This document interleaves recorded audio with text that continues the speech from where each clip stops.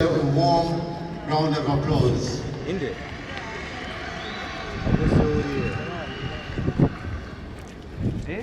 As President of Rwanda Cycling Federation, YISI, it's a great pride and honor to welcome you all to the first ever UCI World Championships taking place in Africa.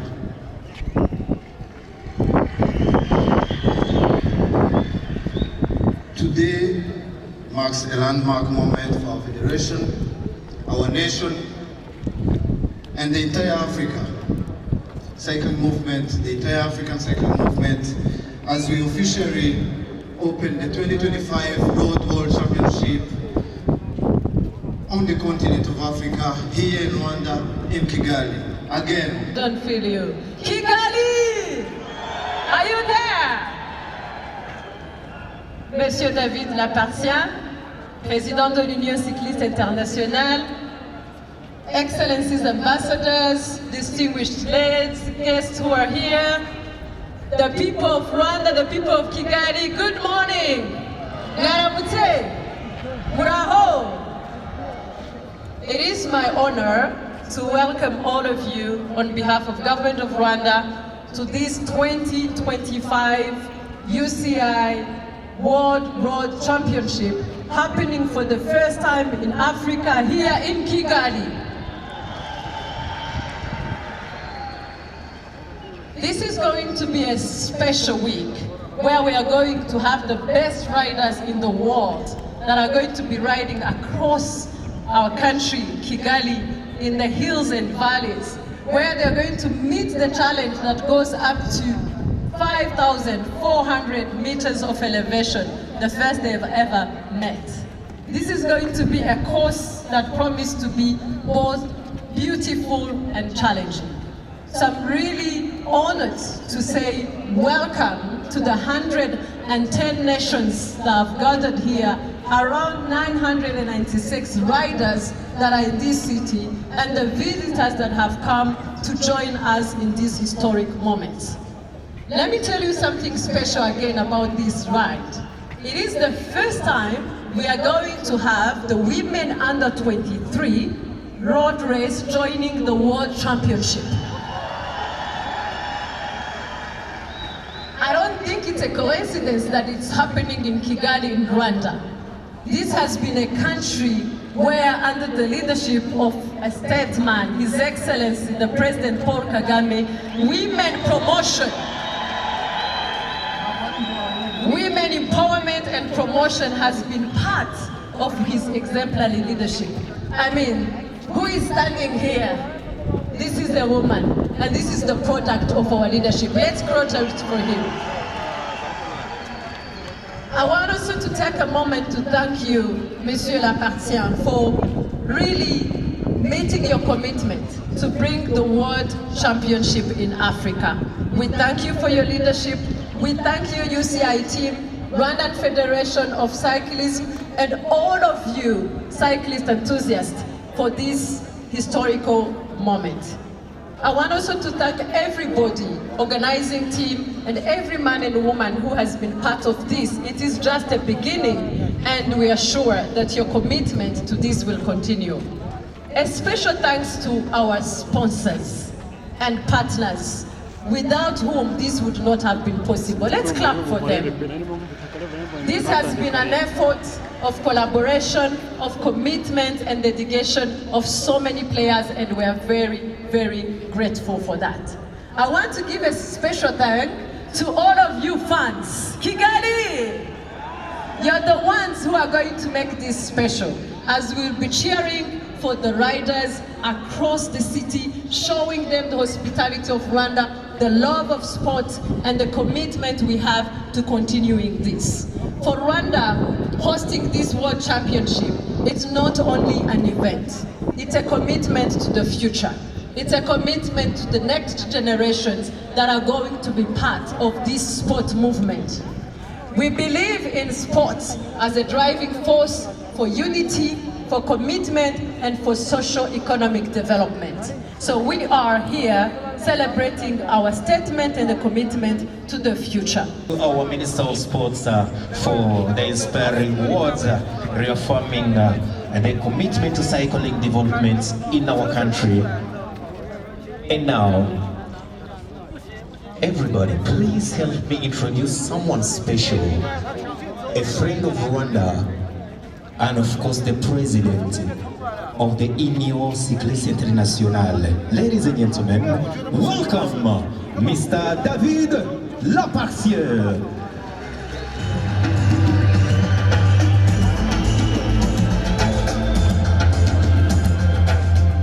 So happy to be here. Honorable Minister of Sports, Honorable Minister for Youth, Mayor of IKIGAli, UCI Management Committee members, my fellow colleague IOC member Felicité from Rwanda, representing the IOC President, dear colleagues and friends, athletes, ladies and gentlemen, I would just say, dear cycling friends.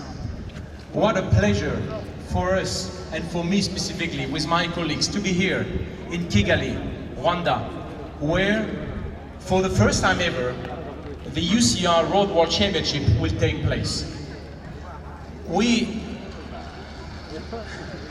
UCI was created in 19,000. It means that this year we celebrate our 125 years anniversary. And we never been to Africa. So when I was running for presidency in 2017, I had a dream. We had a dream. This was our collective dream, to bring our pinnacle event here in Africa. And it's in Africa, in Rwanda, and in IKIGAli. This week will be really an amazing week. We will have 13 UCI different titles, and with, for the first time ever, also 2 titles for the men and women under 23. And that's great, to give the same opportunity to all the athletes.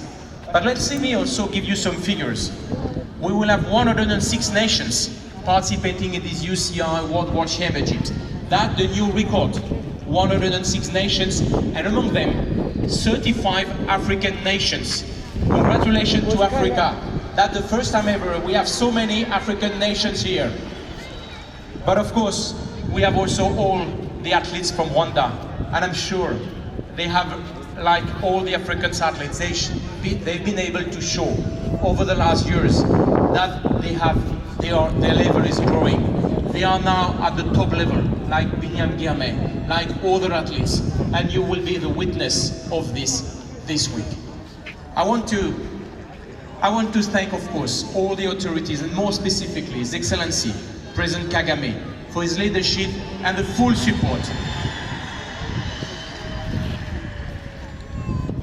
Because, you know, without his vision, without our vision, it would have been impossible. And we are so proud to be here for the first time ever. And here, that's the country of 1,000 hills. It means it's not flat. It will be hard. Probably the hardest UCI World Championship ever.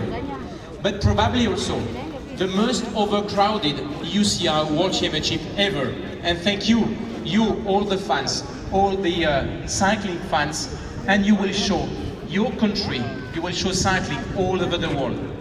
These different races will be televised in 130 countries, live TV worldwide. It means that millions and hundreds of millions of people worldwide will see, will discover, will witness your passion and the beauty of your country and your city. Thank you very much.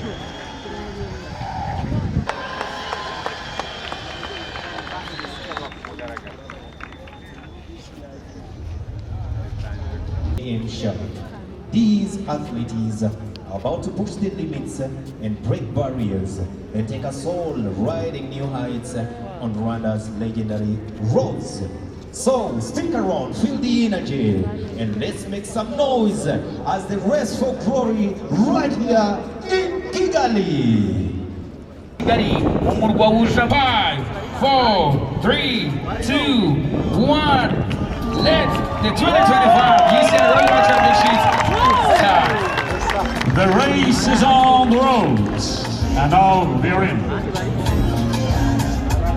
Kuodireza beri na soka PK Arena yerekeza imihanda agiye kubabwira bari bucemo ibirometero 31 na metero 200 arahaguruka kuri BK Arena akate iburyo bwe yerekeza Kimironko baze gukatira kuri Simba berekeza kwa Rwama batambike kwa Rando nibagera kwa Rando barakata ibumoso berekeza Prince House nyuma ya Prince House barakata iburyo berekeza Godiari bagere Sonatip bamanukire Kicukiro Centre ku kiraro berekeza i Nyanza bazamuke Gahanga nibagere Gahanga barakata U-turn kuri stade ya cricket Gahanga Cricket Stadium bamanuka i Nyanza bongere bagere Sonatip aho baturutse bakati ibumoso bwabo berekeze kuri Minisiteri y'Ubuzima bamanuke Rwandex berekeze muri Rompoint ya Kanogo bazamuke ahagoze Cadillac berekeza Medhill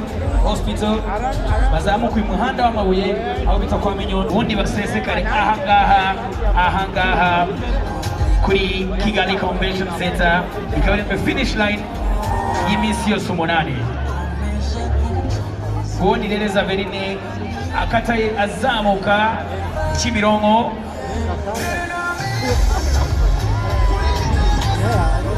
itatu bibutsa yuko impamvu mubona ari wenyine mu muhanda iri ni isiganwa wenyine ku giti cyawe ariko agerageza gukora iryo siganwa mu minota mike cyangwa se mu bihe bito bishoboka bose bakoresha ibirometero bingana bose baca imihanda imwe bose banyura ahantu hamwe ubikoresheje mu minota mike ishoboka ayaya murabona ni neza mbere no kureba mwakira Kimironko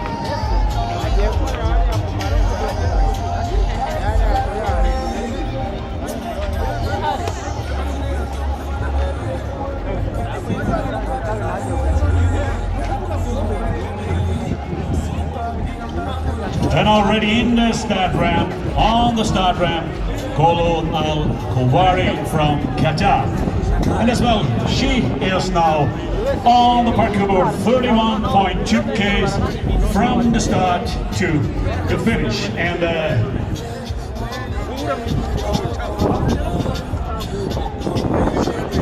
to my friend MC Brian, he is the local hero. He took you through all the corners. He knows every little corner, every little turn. There are so many challenges in this beautiful, but as well demanding parkour. And as I said before with our introduction, an incredible finish here up to the finish line. The arch with Tissot timing on them once we are ready for that. And this climb, let us call it the Mur of Kigali. But I don't think this is the right way of Kigali. It's the one that we do on the last day, on Sunday, on 28th.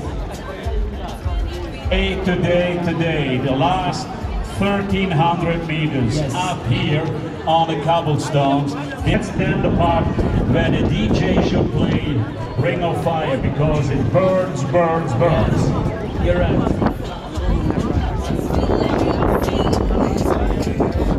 So a nice view, 28.9 Ks to go for Zawelin Mirero.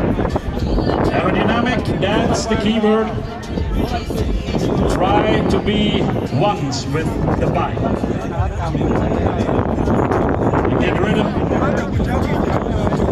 Don't overpace. Probably not so easy for her with the privilege to open the 2025 UCI Road World Championship for the first time here in Africa, first time here in Kigali, capital city of Rwanda. The motivation is high, and then it's really, really hard to be disciplined as well. Watango, Selkalem of Ethiopia. Watango of Ethiopia. She's ready. Less than 30 seconds to go for Watango. And Watango, this year's championships on the road in Ethiopia, silver medalists. And supported by the drums of Rwanda. And that is our national ballet called Inganzongari. And that's a kind of a backwind, you know, it's a push out from the start. Can you repeat after me? Inganzongari. Inganzongari. Yes, Inganzongari.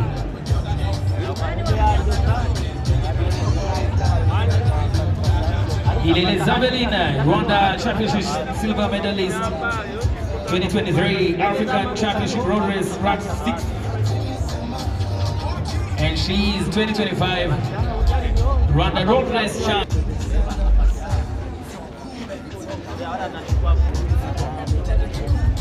And people, 6.5 minutes on the parkour for Xavier Mirere, 23 years old cyclist, representing the home country, representing Rwanda.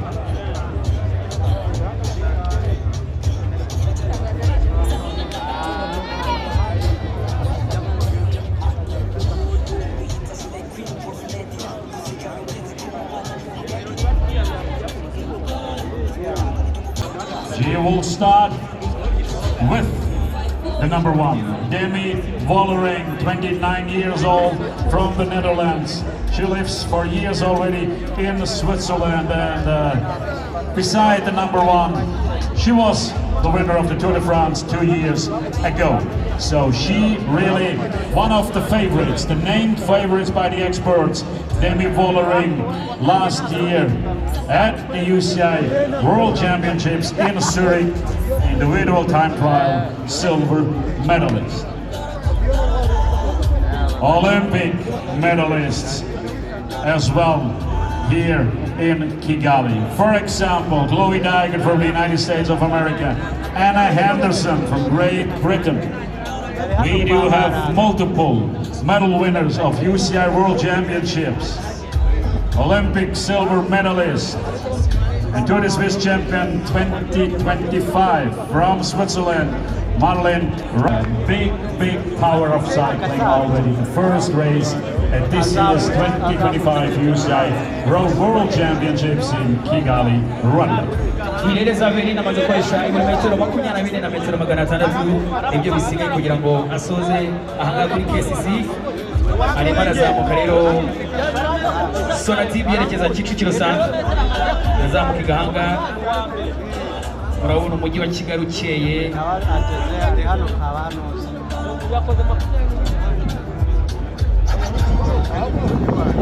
Muri Women ITT rero, Women Elite ITT, harimo abakinnyi bakomeye cyane baje kwitabira iri siganwa ry'umwaka. Harimo umuholandi Demi Vollering, akaba rero umwaka ushize muri Olympic Games yarabaye wa gatanu, muri 2023 muri UCI World Championship yabaye wa gatandatu, akaba kandi afite umudari wa silver muri UCI World Championship yabaye wa kabiri. Ni nawe uri buze guhaguruka rero ku mwanya wa nyuma, akaba afite imyaka 29 avuye mu Buholandi, yitwa Demi Vollering. Undi mukino ukomeye cyane rero ushobora kwitegura uyu munsi ni umunyamerikakazi witwa Chloe Dygert. Chloe Dygert rero yatwaye iri siganwa twakiriye ahangaha inshuro ebyiri, muri 2019 ndetse n'ibihumbi 2023. Chloe yatwaye UCI World Championship umwaka ushize kandi yabaye wa gatatu mu mikino Olympic.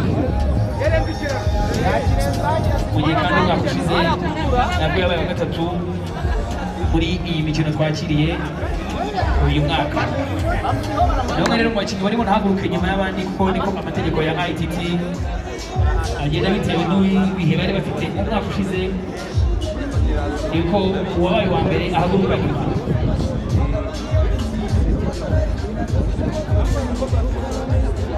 Babo abanyakigali rero bakira Ireza Mili ugeze ku kiraro cya Kicukiro Centre.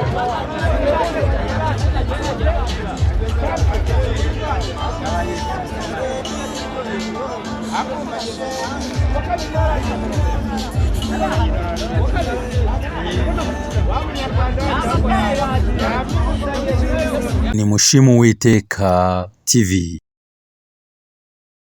6.5 minutes on the parkour for Xavier Mirere, 23 years old cyclist, representing the home country, representing Rwanda.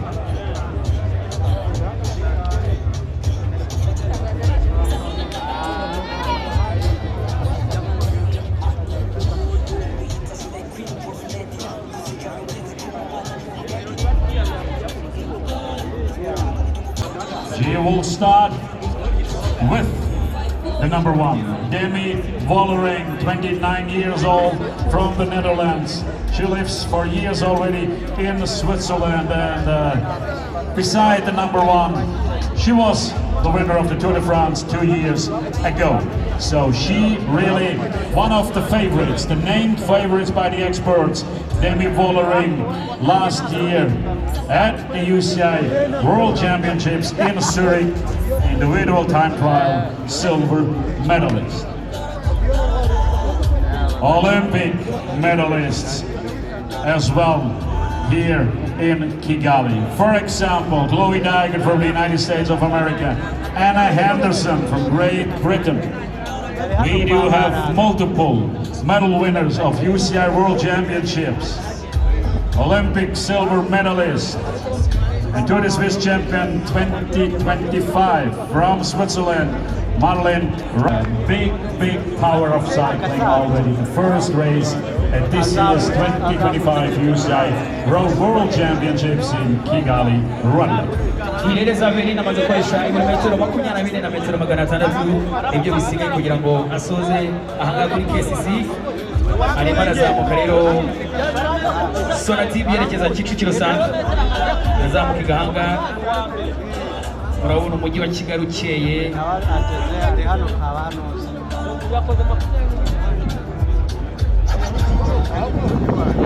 Muri Women ITT rero, Women Elite ITT, harimo abakinnyi bakomeye cyane baje kwitabira iri siganwa ry'uyu mwaka. Harimo umuholandi Demi Vollering,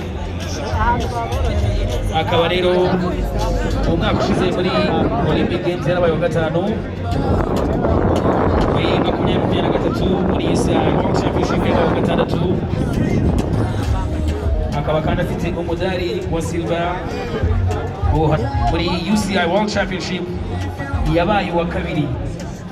Ni nawe uri buze guhaguruka rero ku mwanya wa nyuma, akaba afite imyaka 29, avuye mu Buholandi, yitwa Demi Vollering. Undi mukino ukomeye cyane rero ushobora kwitegura uyu munsi ni umunyamerikakazi witwa Chloe Dygert. Chloe Dygert rero yatwaye iri siganwa twakiriye ahangaha inshuro ebyiri, muri 2019 ndetse n'ibihumbi 2023. Chloe yatwaye UCI World Championship umwaka ushize kandi yabaye wa gatatu mu mikino Olympic. Mu gihe kandi umwaka ushize nabwo yabaye wa gatatu muri iyi mikino twakiriye uyu mwaka. Naho rero mu bakinnyi barimo ntahaguruke nyuma y'abandi kuko niko amategeko ya ITT agenda bitewe n'ibihe bari bafite. Umwaka ushize niko uwabaye wa mbere ahaguruka nyuma.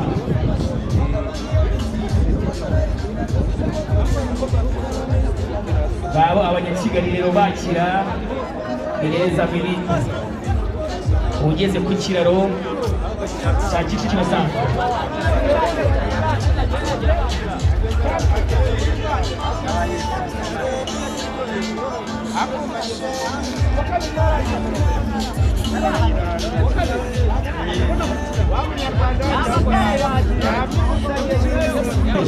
And you can follow as well here on the big ball at the finish line the time. 11 minutes 34 seconds the time.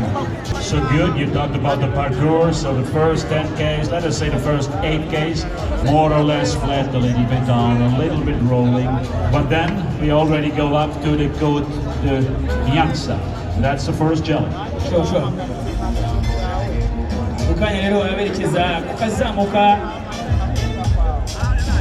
kagari ya Nyanza, ubundi ashusha umukerekeza igahanga.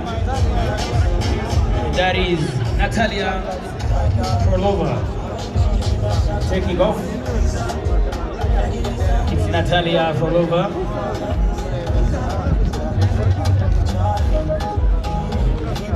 Mention from Brian, Natalia Frolova, a neutral individual athlete on the course. Shout out to all our sponsors, all our partners.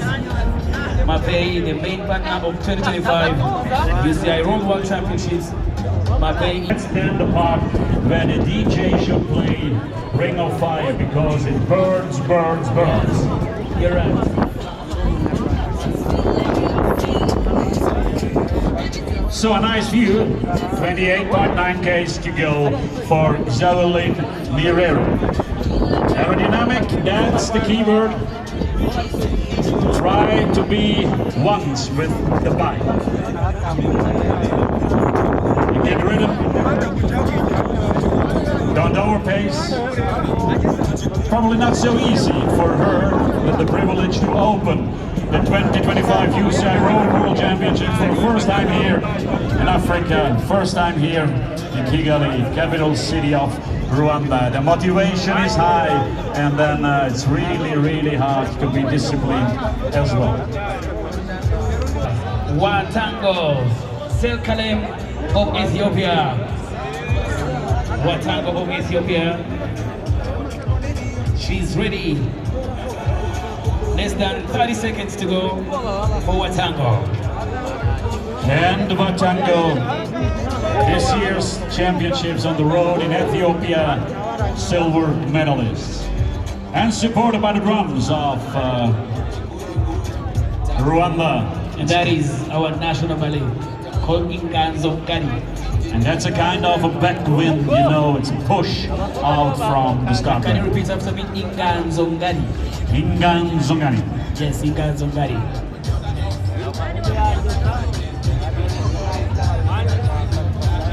Ilele Zawelin, Rwanda Championship silver medalist, 2023 African Championship road race, ranked 6th.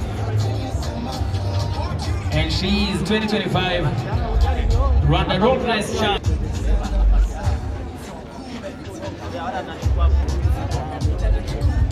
And people, 6.5 minutes on the parcours for Zawelin Mirere, 23 years old cyclist, representing the home country, representing Rwanda.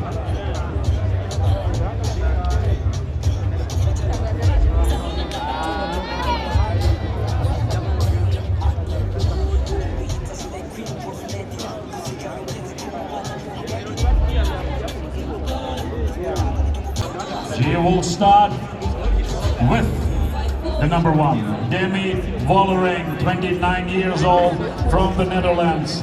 She lives for years already in Switzerland, and beside the number 1, she was the winner of the Tour de France 2 years ago. So she really one of the favorites, the named favorites by the experts. Demi Vollering last year at the UCI World Championships in Zurich, individual time trial, silver medalist. Olympic medalists as well here in Kigali. For example, Chloe Dygert from the United States of America, Anna Henderson from Great Britain. We do have multiple medal winners of UCI World Championships, Olympic silver medalist, and Tour de Suisse champion 2025 from Switzerland, Madeleine. Big power of cycling already. The first race at this year's 2025 UCI World Championships in Kigali, Rwanda. Ilele Zawelin amaze gukoresha ibirometero 24 na metero 600 ibyo bisigaye kugira ngo asoze ahanga kuri KCC. Arimo arazamuka rero Sonatube yerekeza Kicukiro Centre, yazamuka igahanga. Murabona umujyi wa Kigali ukeye.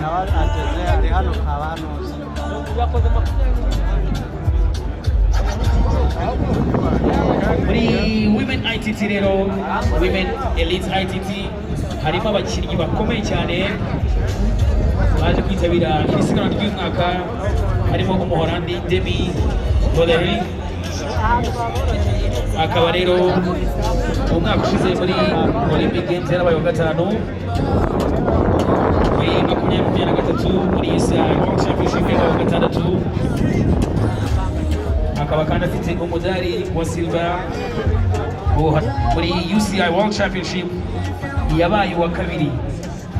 Ni nawe uri buze guhaguruka rero ku mwanya wa nyuma akaba afite imyaka 29 avuye mu Buholandi yitwa Demi Volley. Undi mukino ukomeye cyane rero dushobora kwitegura uyu munsi ni umunyamerikakazi witwa Chloe Daigat rero yatwaye iri siganwa twakiriye ahangaha inshuro ebyiri muri 2019 ndetse n'ibihumbi 2023. Chloe yatwaye UCI World Championship umwaka ushize kandi yabaye wa gatatu mu mikino Olympic. Mu gihe kandi umwaka ushize nabwo yabaye wa gatatu muri iyi mikino twakiriye uyu mwaka.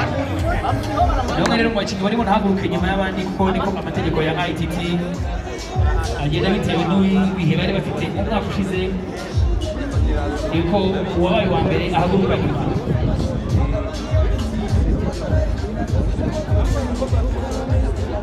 Baba abanyakigali rero bakira Gereza Mili ugeze ku kiraro cya Kicukiro Centre.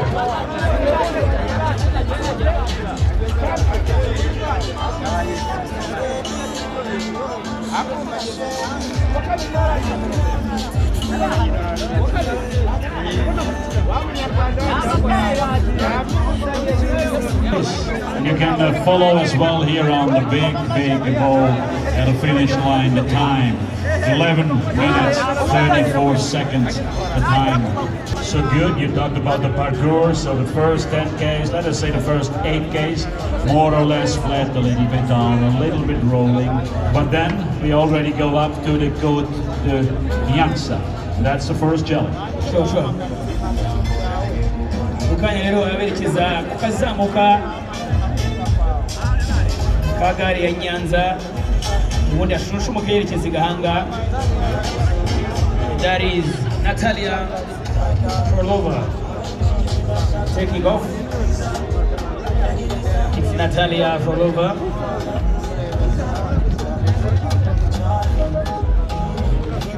Mention from Brian, Natalia Frolova, a neutral individual athlete on the course. Shout out to all our sponsors, all our partners. Mapei, the main partner of 2025 UCI Road World Championships. Mapei Namukasa, will be Jamila Abdullah of Tanzania. Jamila Abdullah of Tanzania, 33 years of age. And last year, she was ranked number 8 in the African Championship. Jamila Abdullah on the course. Santini, the UCI Cycling Clothing official partner. Make sure you visit Santini's stand and discover the official jerseys of the UCI World Championships and exclusive merchandise of Kigali 2025.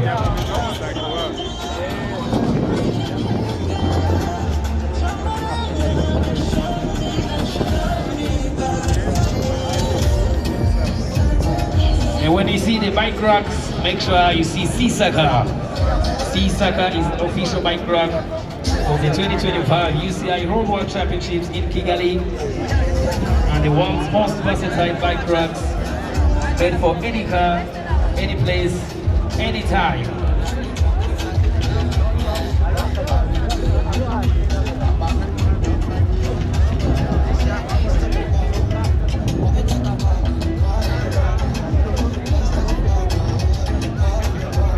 And remember, ladies and gentlemen, dear kids, remember to stay hydrated. Don't underestimate Mother Nature's sun, the heat. Don't underestimate that. And remember to stay hydrated, and there are enough opportunities to get water. We have Inyange, keeps you hydrated. So kunywa amazi izuba ntabwo ryoroshye, yerekeza kuri stand Inyange. Hydrate.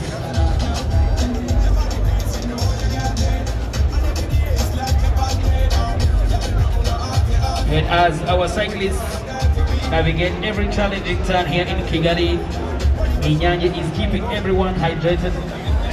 The official water supplier of the 2025 UCI Road World Championship.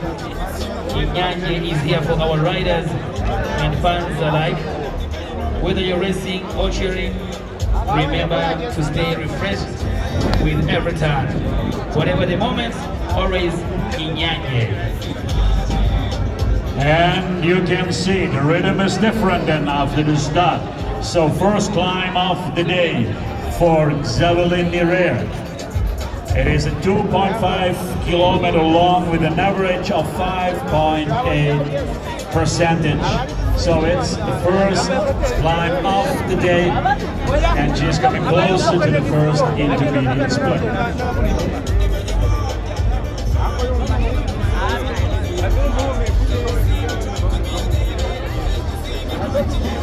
The parkour a little bit like a roller coaster, so up to this first climb, go to the Nyanza, then it goes down, half of the race again up 4.1k, an average of 3.1% to the go to the Nyanza, and then downhill more or less still this last, this go to the Kimihora, this 1.3 kilometer long pave.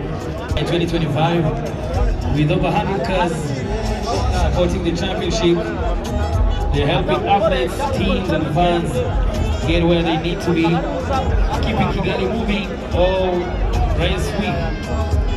When Africa moves, we move.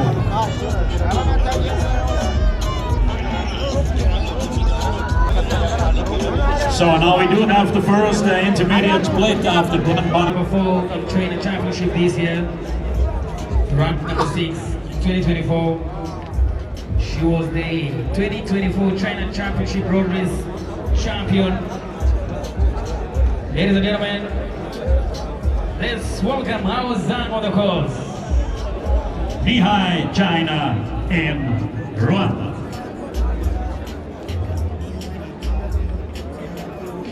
And now we recognize Monica Kiplagat from Kenya at the intermediate first plate after 10.6.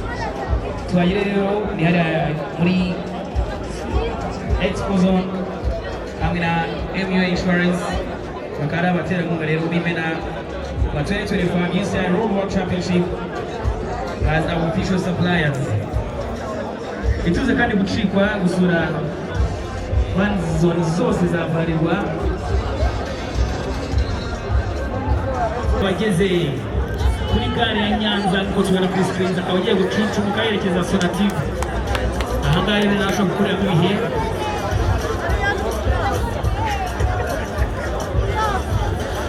And now we have the second time split after 19 Ks. Only 12 Ks to go for Javelin Nirere. 32 minutes, 33.17 seconds, and still an average of more than 35 kilometers per hour.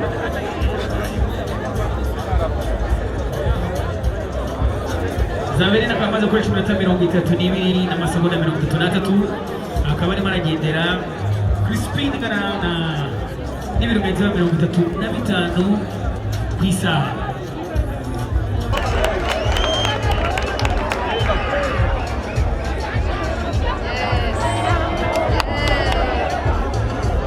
This was a good moment to test the power of the fans. Are you ready for the cyclists? If everything goes well, the first cyclist at the finish will be Javelin Nirere from Rwanda. Abafana muriteguye kwakira Nirere!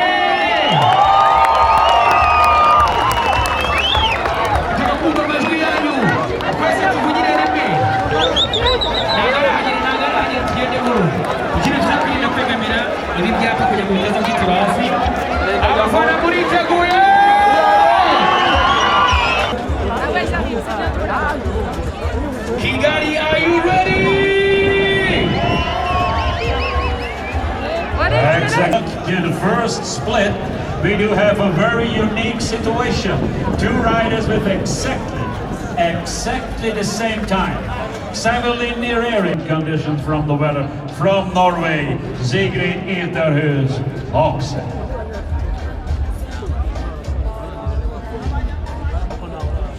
And Brian, I'm impressed about the man with the sticks, incredible power. The band in the arena. Like cheering at every ride, so like every 2.5 minutes they have to beat the drums. Ya KCC tumwakira n'urugwiro tumukomera amashyi.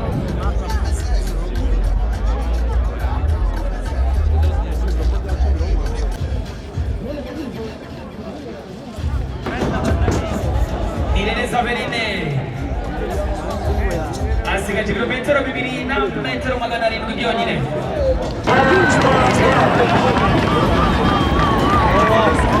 Yes, she can hear you.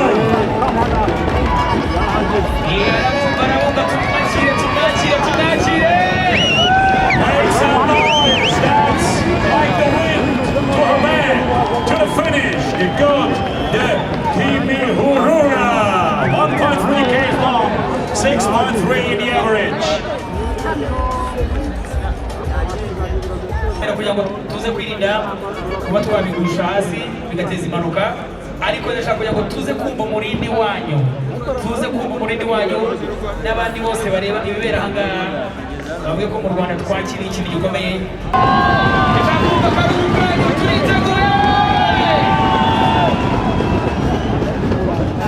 Ari hafi gukatira ku Muvunyi Nirereza mbere Salini Irene. Ultimo chilometro. And now the speed goes up. Still aerodynamic position. What an incredible day for her. What an incredible day for cycling in Rwanda.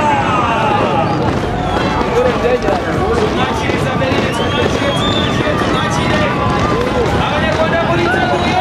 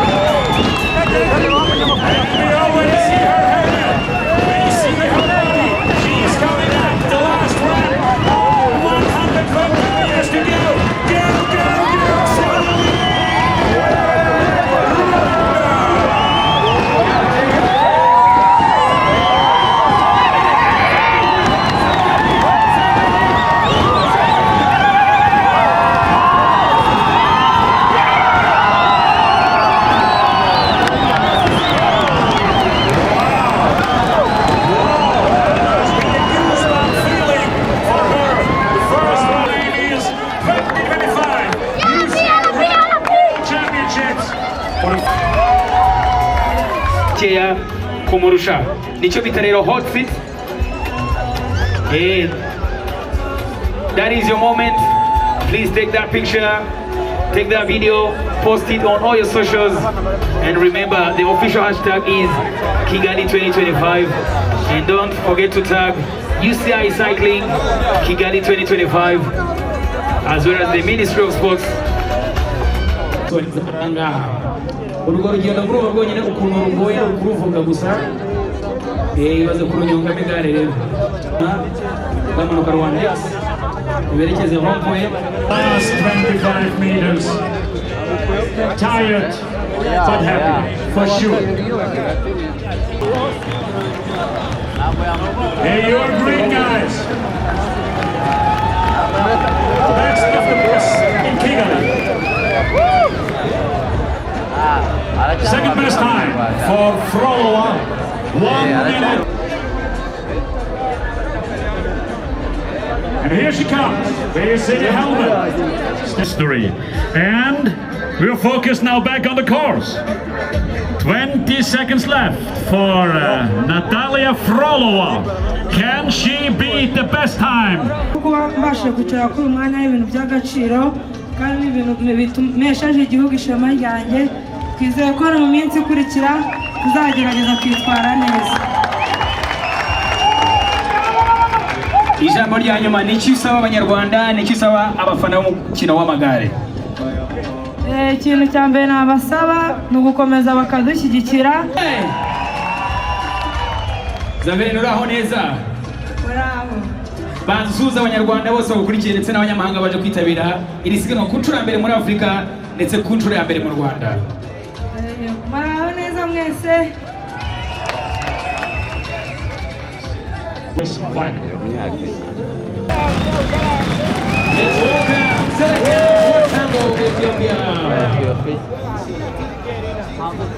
See the finish line. Yeah, we can see the helmet.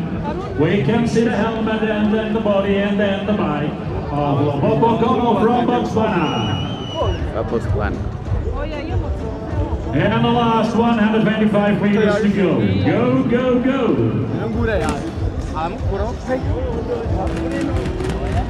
And a welcome at the finish area. YISI, Botswana. I'm not too sure. I'm not going to short circuit route number 14, all the way from Botswana.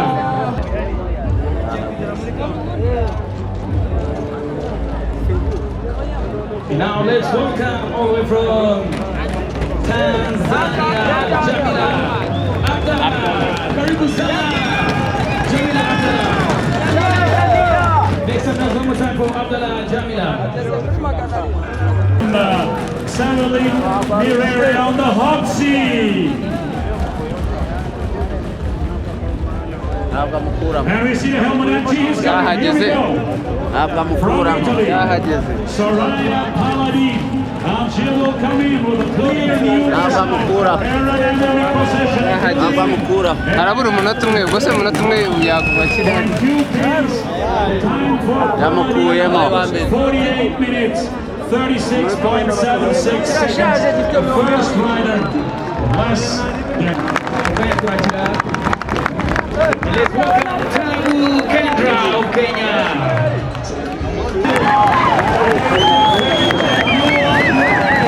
Your Republican, your fans, and your yagenze urugendo mu bagenzi be akwiriye n'amashyi menshi cyane tumwakira amashyi menshi cyane kuri Namukasa. what an experience for Shout out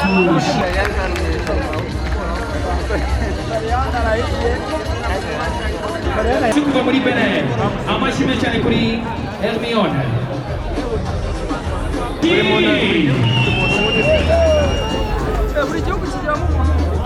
last few meters, 3 times bronze medalist at the Nationals in Norway.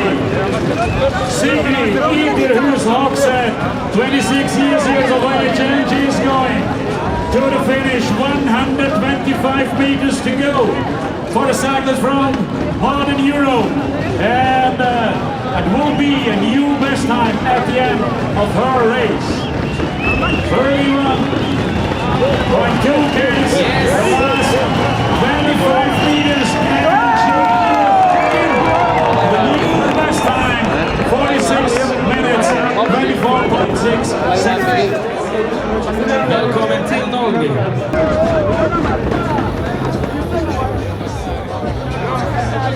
intebe da yari ishyushyemo gake n'abagiye n'abayishyuye.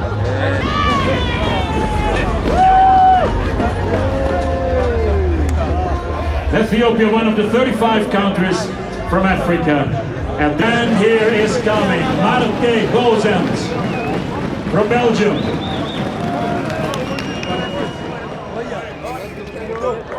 Third place for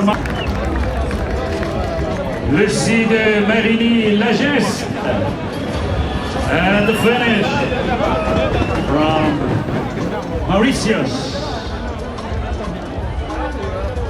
Olivia Baril, champion Canada uyu mwaka akaba yanatwaye imidari ya silver mu byiciro bitandukanye. Congratulations to Oleri. But you did a good job. You did a good job. Thank you for your performance. Hard conditions for a cyclist from Norway here in the heat of Rwanda. So we see the helicopter already, and she goes out of the saddle. 35 years of age, so much experience on the bike. Twice Olympic medalist, 5 years ago UCI world champion. Ladies and gentlemen, the world champion is coming already. And what is the result today? Still 2 minutes, 30 seconds left. Mureke twakire umuholandi ugiye kugira ibihe byiza kurusha abandi, tumukomere amashyi.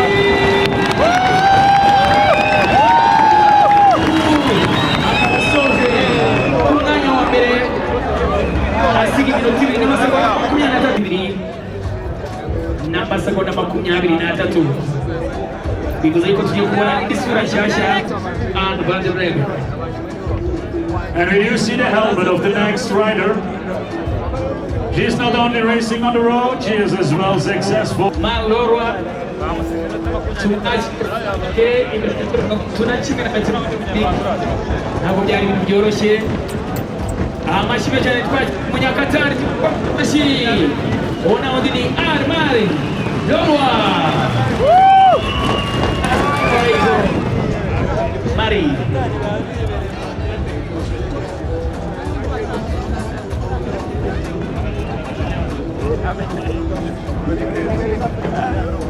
and now we have combos.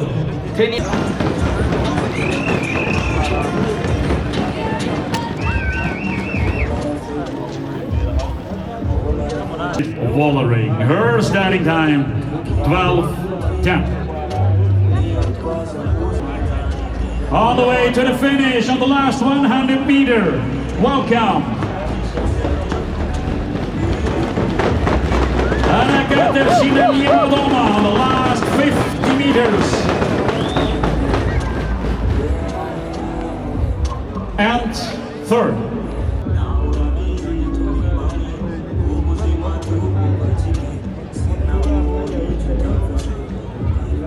France. We welcome, bienvenue, Cédrine Kerbal. 100 mètres jusqu'à l'arrivée pour Cédrine Kerbal. Up to 50 meters to go. That's a good time. And go to the third place. You're 50 meters to go. 150 metri all'arrivo. From Italy, Monica Trinca-Colonel. And she goes out of the saddle. Yeah, she hear you. Your applause is her support. A little bit more than 2 minutes behind. That could be the second best time at the finish for the Italian cyclist Monica Trinca-Colonel. And position 2, 2 minutes 10. UCI World Champion 2020, and now in the lead on the hot seat of the opening race at this year's 2025 UCI World Championship. Start of the men elite individual time trial.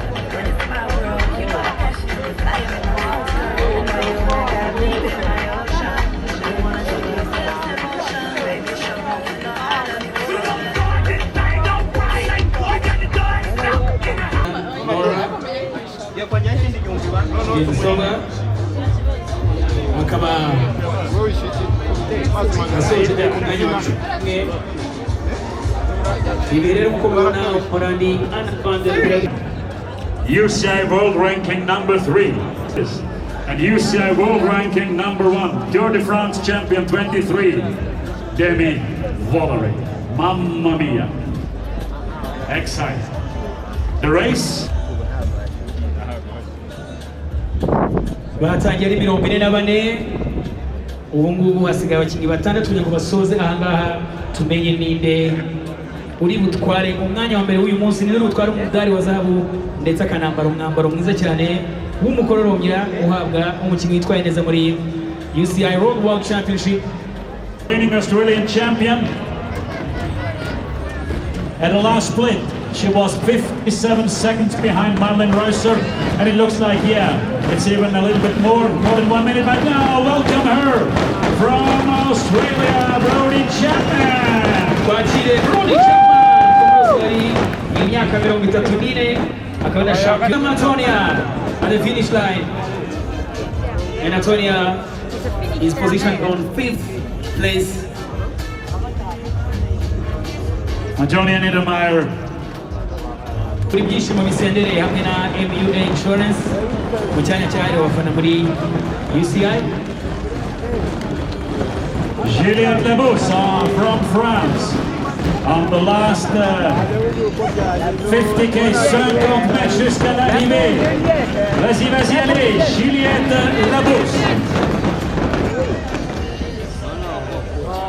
Position 6 right. And as well for her, the last days, they are so tough. First the pavé, the cobblestones, then a little bit flat, and then again like the mirror of IKIGAli. The wall, like you're so tired, you're at the end of the race, and then you have this ramp to go. And she's fighting, and you are supporting her to the finish line. Anna Henderson, representing Great Britain.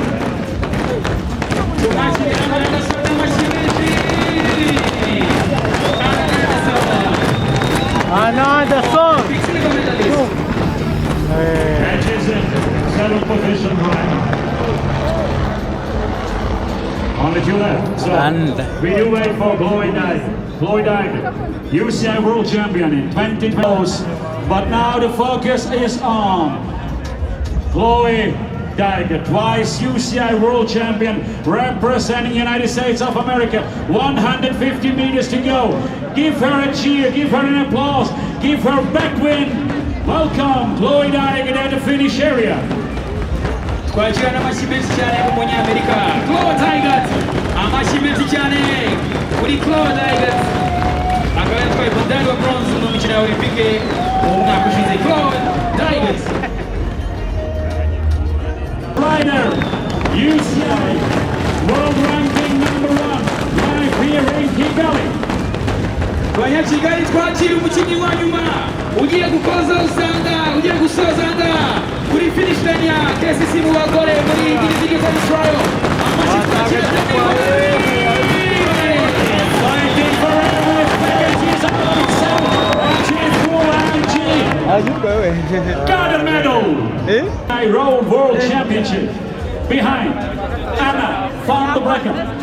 Silver, and the gold medal goes to Switzerland, Marlene Reusser. And now she has all 3. She had twice already silver, once bronze, and now she got a golden one as well. So in a few moments we will start with the ceremony. Please join us, ladies and gentlemen. Reka tubasabe rero twese twegere stage kugira ngo dukurikirane umuhango wo gutanga ibihembo ku batsinze mu irushanwa rya mbere rya 2025 UCI World Championship. Ahangaha ikirere twegere stage tuze kwerekana morale, tuze kwerekana ibyishimo, ni mu kanya tumenya batsinze n'ibihembo bahawe.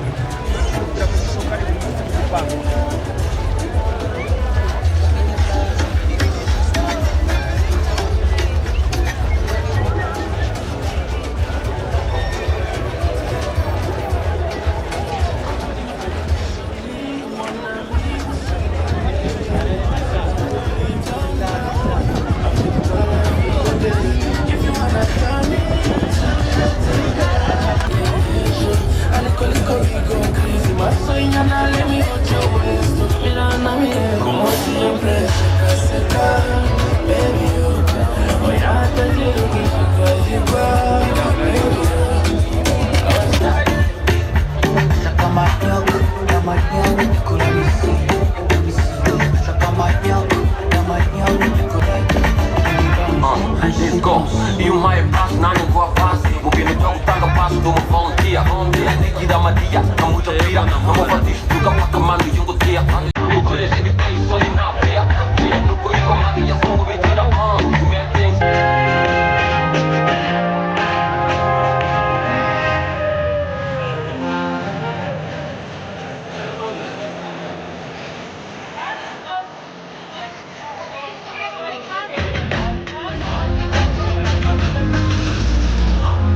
de route UCI 2025 à Kigali.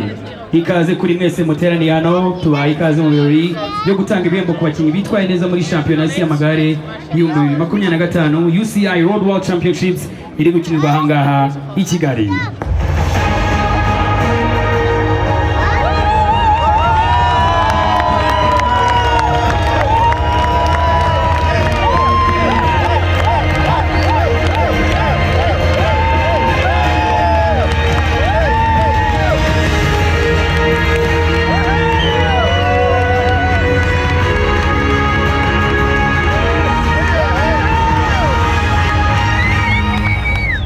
Awards ceremony of the 2025 UCI Road World Championships Women Elite Individual Time Trial.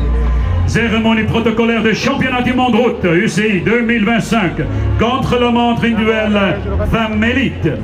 Hagiye gutangwa ibihembo kubitwaye neza mu cyiciro cy'abagore mu gusiganwa n'ibihe ku giti cy'umuntu Individual Time Trial ITT. The medals and jersey will be presented by Mrs. Katerina Nash, UCI Vice President. Les médailles et le maillot seront remis par Madame Katerina Nash, vice-présidente de l'UCI. Imidari n'imyambaro igenerwa abatsinze igiye gutangwa na Madame Katerina Nash, umuyobozi mukuru wungirije wa YISI. In third place and winner of the bronze medal representing the Netherlands.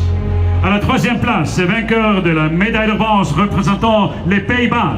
Ku mwanya wa gatatu n'umudari w'umuringa byegukanwa n'umukinnyi ukinira ikipe y'Ubuholandi akaba ari Demi Valerie, champion du monde UCI et gagnant de la médaille d'or représentant la Suisse.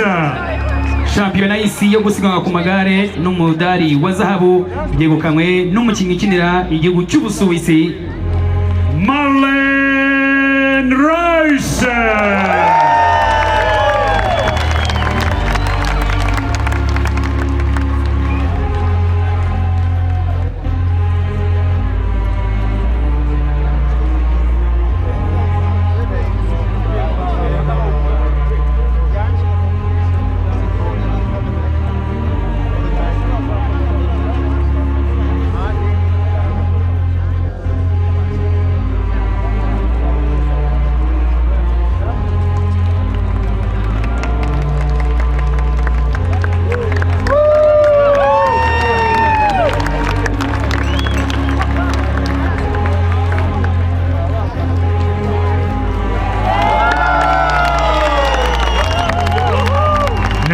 The gifts will be presented by Mrs. Clément, secrétaire permanente au ministère des Affaires étrangères. Impano zigiye gutangwa na Clementine Mukeka, umunyamabanga uhoraho muri Minisiteri y'Ububanyi n'Amahanga n'Ubutwererane.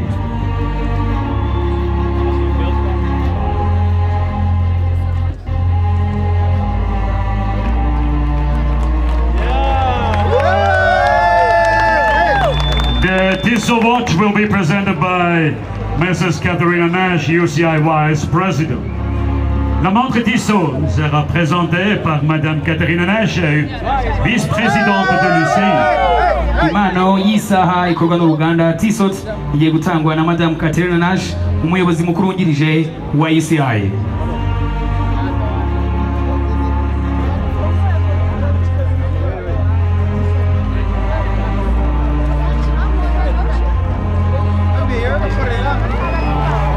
And now, ladies and gentlemen, in honor of our new UCI World Champion, represent the national anthem of Switzerland.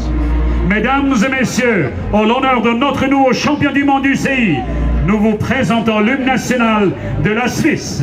Mudufashe nanone gushimira uwegukanye shampiyona y'isi y'amagare mu gukomeza kumuha icyubahiro twese duhaguruke mu gihe hari indirimbo yubahiriza igihugu cye cy'Ubusuwisi.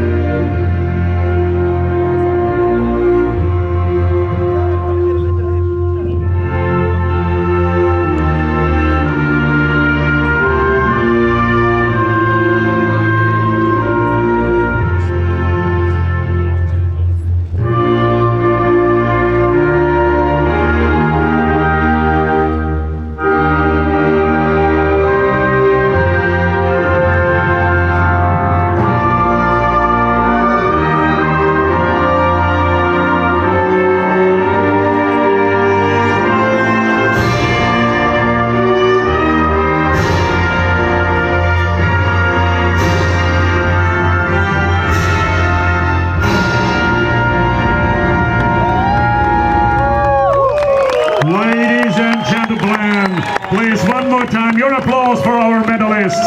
Mesdames et messieurs, veuillez applaudir une dernière fois nos médaillés. Murakoze cyane, twongeye dushimire abegukanye imidari muri irushanwa mu byiciro bitandukanye aribo Marlene Reusser, Anna van der Becken, Demi Valerie.